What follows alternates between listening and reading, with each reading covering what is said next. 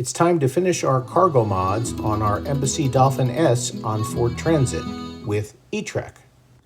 We still have a fair amount of wall space in the back, so today it's E-Track, 2 on the passenger side and 1 on the driver's side. One of the nice things about E-Track is that there are a wide variety of accessories that can be used with it. The first task is determining the location of the weight-bearing aluminum support tubes so that we know where to drill. Unlike with our earlier L-Track installation, we can't simply follow the location of the Embassy screws below. That's because the screw holes on the E-Track are not as far apart as the Embassy screws, so we need to determine exactly where the metal tubes are. Using the location of the exposed metal tubes in the pantry, we're able to determine that the metal tubes on the rear wall go from the edge of the wall to the 3-inch mark, and then from the 11-inch mark to the 14-inch mark. The driver's side is a bit more complicated because there are no exposed aluminum tubes from which to judge, and the driver's rear wall is larger than the passenger side, so the tubes are not in the same location. By opening the accordion door and looking between the accordion and the wall, I could see the metal tube and measure the distance. The measurements showed that the tubes on the driver's side wall run from 3.5 inches to 6.5 inches, and from 11.5 inches to 14.5 inches, all measured from the edge of the wall.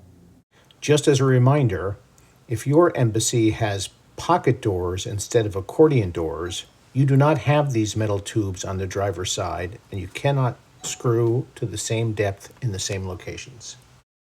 Now we are ready to drill in our fasteners. For this task, we used 1¼ inch length, 1/4 diameter, hex head, self-tapping sheet metal screws. And here you can see the result. And here's an overview of all the cargo area mods that we've done. At least for now, we've chosen 2 hooks and a basket for our E-Tracks. As luck would have it, the basket is perfectly positioned to hold our clam shelter in place. When in camp, however, we will pull the bottom of the clam shelter away from the wall to give the inverter vent space. One of our goals with these mods was to take advantage of all the cubic footage in the high roof transit by moving the cargo further off the ground. So for example, here we have our 2 camp chairs and our camp table secured to the driver's side while still leaving all that room underneath.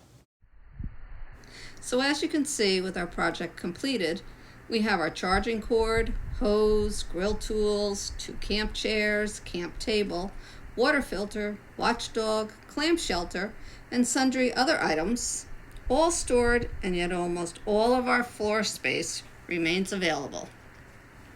We have a few more things to do inside the van, and then we will be ready to give you a tour. So remember to check back. If you enjoyed watching our cargo mods, hit the thumbs up and subscribe to our channel. We hope you found this helpful, and we'll see you next time here on Amore Van.